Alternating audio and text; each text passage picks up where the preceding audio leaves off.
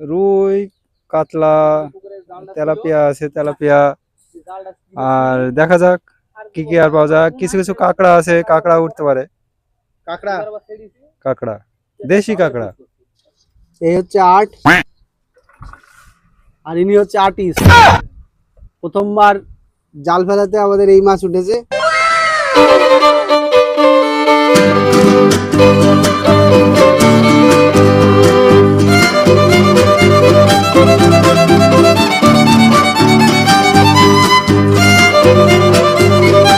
নমস্কার বন্ধুরা, আমার ভিডিওতে তোমাদের স্বাগত জানাই। ভিডিওর থাম্বনেল এবং ভিডিওর ফার্স্ট পেজ থেকে তোমরা বুঝে গেছো যে কী নিয়ে আমি ভিডিও বানাতে চলেছি। তো আজকে আমি তোমাদের নিয়ে যাব মাছেদের বাসায়। তো মাছেদের বাসা বলতে আমরা বুঝি পুকুর, নদী, হ্যাঁ, এগুলোতে মেনলি মাছ পাওয়া যায়।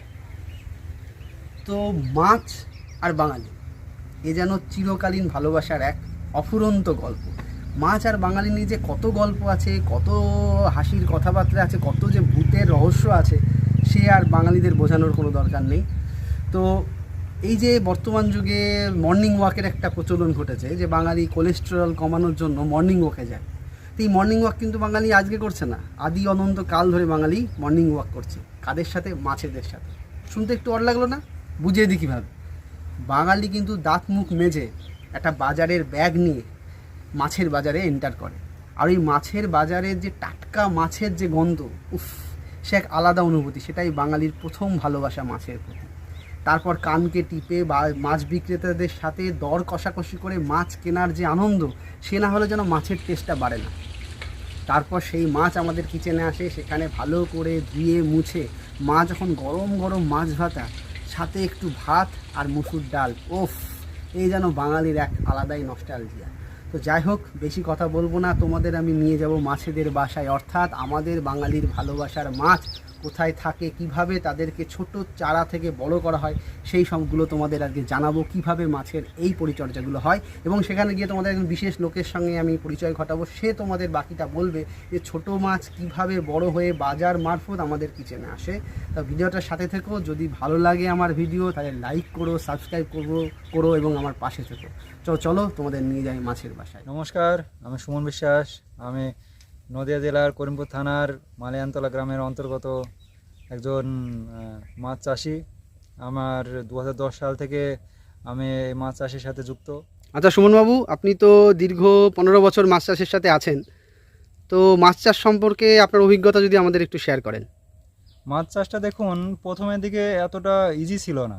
অনেক টাইম আছে যখন অনেকে অনেক কিছু আমাদের বলেছে, আমার বাবাকে অনেক কিছু বলেছে যে মাছ চাষটা নিতান্তই একটা ছোট কাজ, কিন্তু সেই তরফ থেকে আমি কখনোই দেখিনি। এটা একটা বলতে গেলে একটা প্রফেশন, এটা একটা মানে একটা জুনুন যাকে বলছে। তো আমি এর সাথে অনেক দিন থেকে লেগে আছি, বা বাবাও হেল্প করে, আর তাছাড়া অনেকে এখন তো হেল্প করেই। তো সব সময় এক যায় না, কিন্তু কিছু কিছু সময় আছে, যেমন বর্ষাকালে খুবই কষ্ট হয়। তখন চারিদিকে ধরুন ডুবে যায়, পাড়টারে প্রবলেম হয়।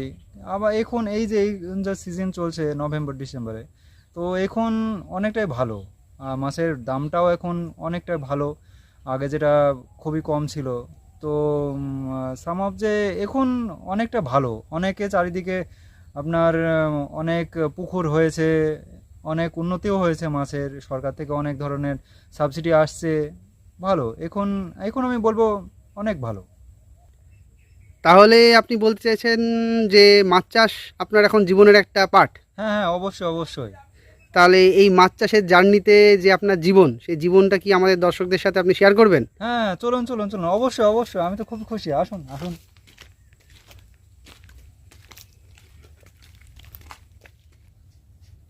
আসুন, তাহলে দেখি আমার মাছের সঙ্গে সঙ্গে আমার একটু কুটিটাও দর্শন করুন। আসুন।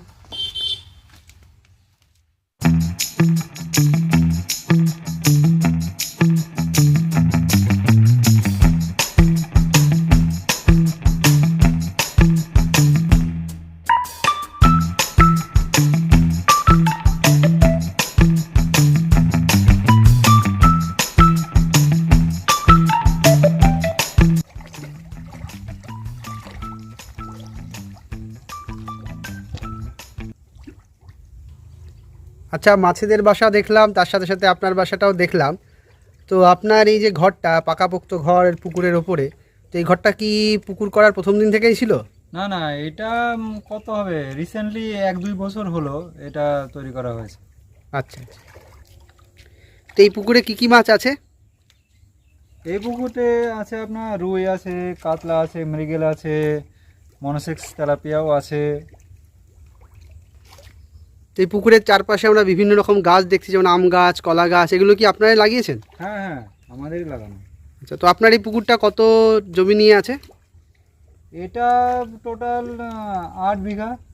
8 বিঘা। 8 বিঘা।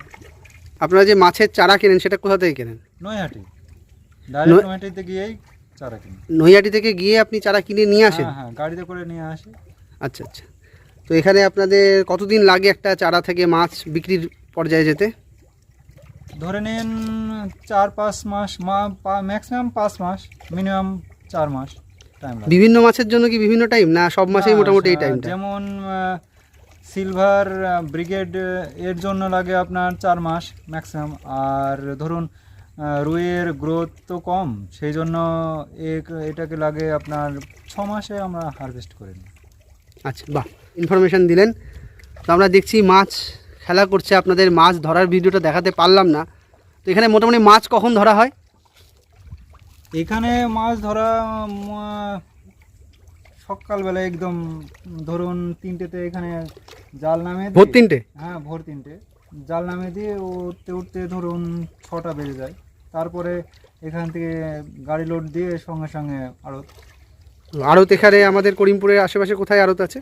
এইখানটায় আছে, এখান থেকে মিনিমাম 3 কিলোমিটার দূরে আছে।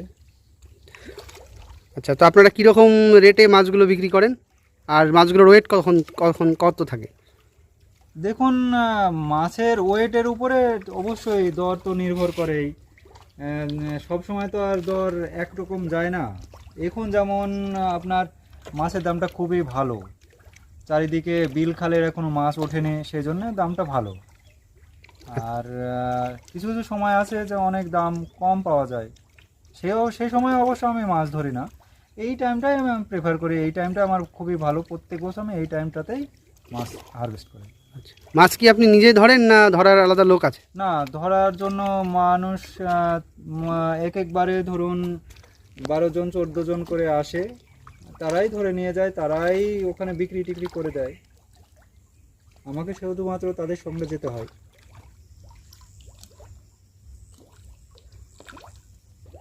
তো সুমনবাবু, ভালো লাগলো আপনার সঙ্গে কথা বলে।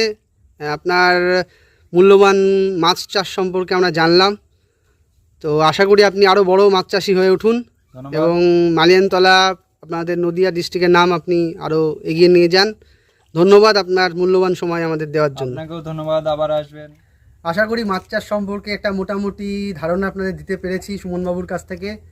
তো এই পুকুরে আমরা একদিন সুমনবাবুর পুকুরে মাছ ধরেছি। তো আমরা তো প্রফেশনাল মাছ ধরার লোক নই, তাই মোটামুটি কিছু মাছ ধরে এখানে একটা ছোটো মতন পিকনিক আমরা করেছি। তো ভিডিওটি ভালো লাগলে সাথে থাকবেন, পাশে থাকবেন। এই বাঙালি ছোটোখাটো খুঁটিনাটি জিনিসপত্র নিয়ে আমার চ্যানেলে আপনারা ভিডিও পাবেন। মাছ খেতে কে কে ভালোবাসেন, কোন মাছ খেতে ভালোবাসেন, বাজারে গিয়ে দর কষাকষি করে মাছ কিনতে কে কে ভালোবাসেন জানাবেন কমেন্টে। আপনাদের কমেন্ট আমাকে উৎসাহ দেবে আরও ভালো ভালো ভিডিও করতে। এই বাঙালির মাঠঘাট থেকে ভিডিও নিয়ে গিয়ে আমি আপনাদের ড্রয়িং রুমে পৌঁছে দেবো। নমস্কার, আজকে এই পর্যন্ত।